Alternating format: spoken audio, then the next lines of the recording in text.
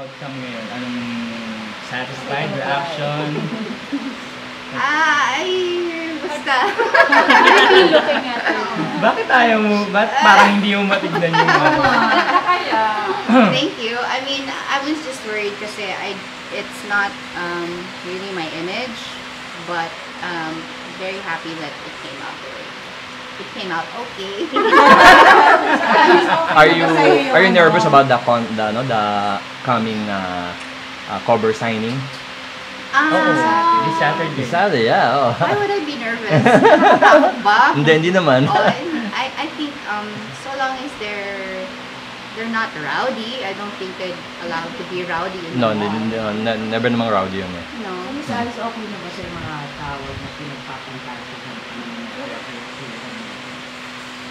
Oo, gonna be all ages. Umayo. all ages, Parang nag-shake ka ng all ages.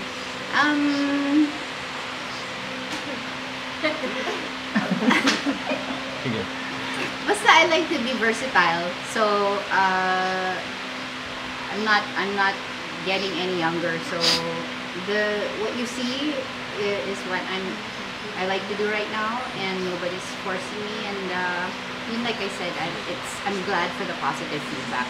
Because it would be really bad, no, if I post for something and then people would say, ano ba yan? What was she doing? So I'm really happy that I got general good feedback.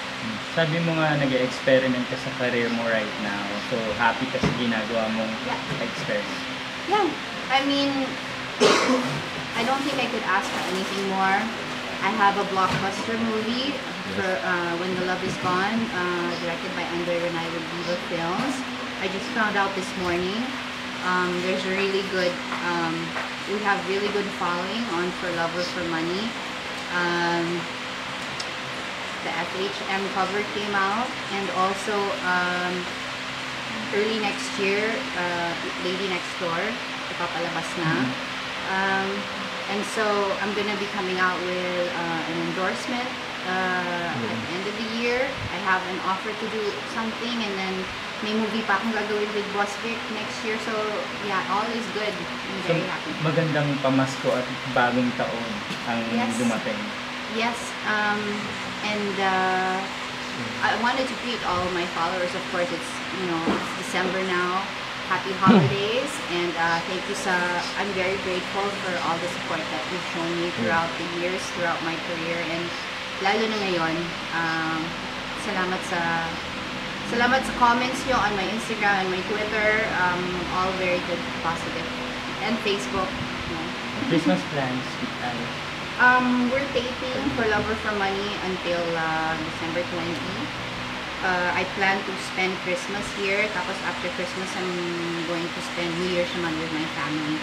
Kaya lang, early next year, I'm going to start a new show. It's a comedy sitcom. Hindi ko pwede pa sabihin kung sino yung mga kasama ko, pero it will be airing by the end of next month. Are you getting more offers for magazine cover shoots? Sexy cover shoots like Esquire, Rogue, Cosmo, after FHM? Hindi pa naman, kasi hindi pa this naman. one just came out, Okay. but maybe next year. Miss Alex, the last time na nag-usap sa akin, you're dating someone. Ano Nah. yung update mo? I said I'm dating. I didn't say someone. Oh, I said I'm dating. Correction. Pero may isang di ba? May isang parang mataas ang levels eh. Ay, basta I'm dating.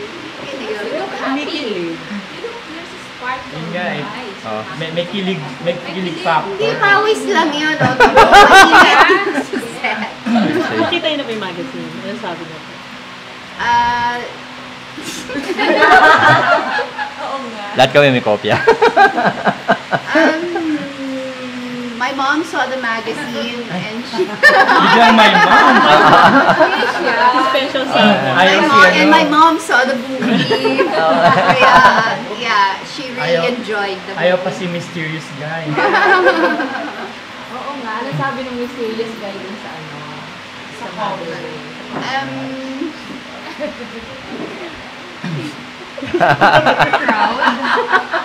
Ayoko na. Ayoko na. Nakatawa si Alice, so let's assume she's happy. Oo. Pinapawisan ako sa inyo.